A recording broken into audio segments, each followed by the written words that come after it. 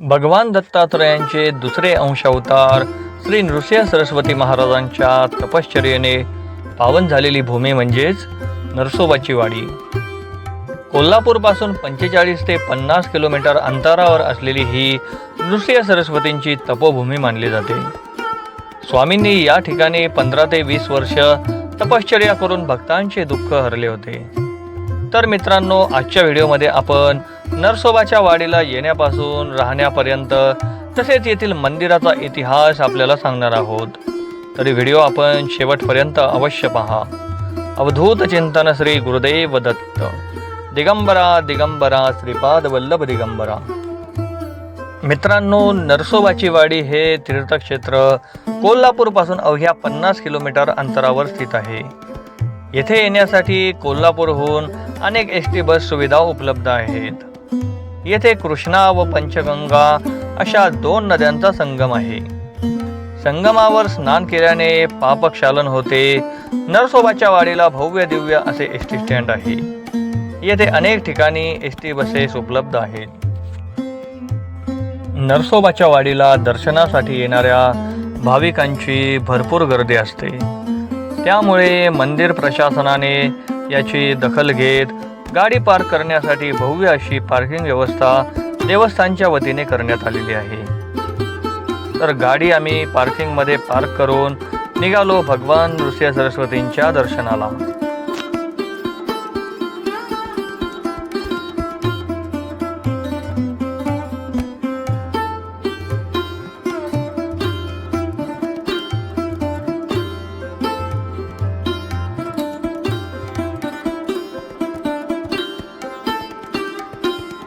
मंदिर परिसरामध्ये भाविकांच्या सोयीसाठी विविध हॉटेले, दुकानांची चांगली सोय उपलब्ध आहे. येथे कमीत कमी खर्चामध्ये आपण चांगल्या रूम आपण राहण्यासाठी घेऊ शकतो.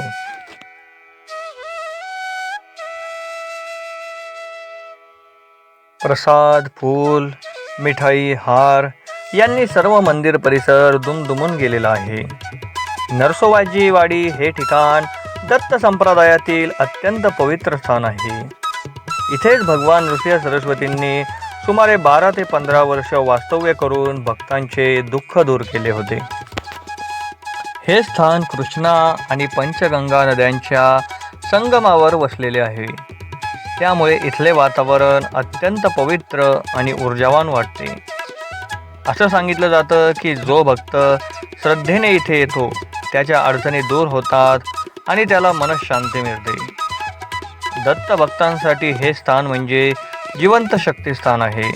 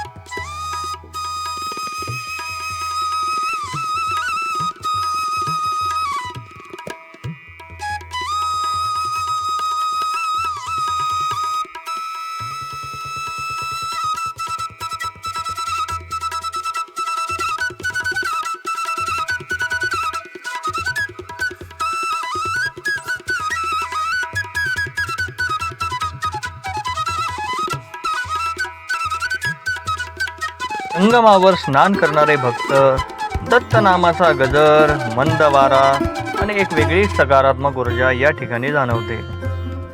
सकाळच्या वेळी इथले वातावरण खूप प्रसन्न वाटते. मुख्य मंदिरामध्ये प्रवेश करताच एक वेगळीच शांतता आपल्याला जाणवते. स्वामींचे दर्शन घेण्याआधी आम्ही हातपाय धुण्यासाठी संगमावर गेलो. दिगंबरा दिगंबरा श्रीपाद वल्लभ दिगंबरा. दिगंबरा दिगंबरा श्रीपाद वल्लभ दिगंबरा. दिगंबरा दिगंबरा श्रीपाद वल्लभ दिगंबरा. दिगंबरा दिगंबरा श्रीपाद वल्लभ दिगंबरा. दिगंबरा दिगंबरा श्रीपाद वल्लभ दिगंबरा दिगंबरा दिगंबरा श्रीपाद वल्लभ दिगंबरा दिगंबरा दिगंबरा श्रीपाद वल्लभ दिगंबरा दिगंबरा दिगंबरा श्रीपाद वल्लभ दिगंबरा.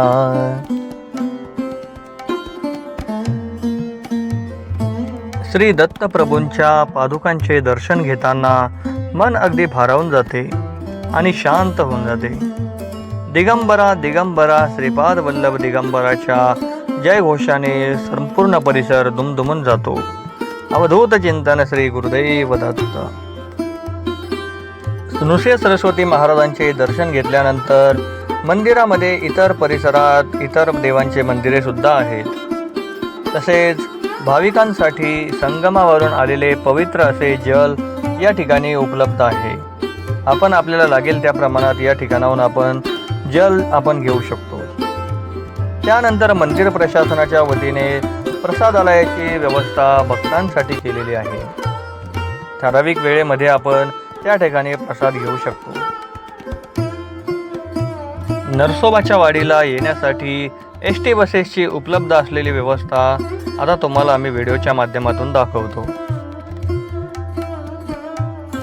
या वेळापत्रकानुसार आपल्याला एस.टी. बसेस उपलब्ध आहेत.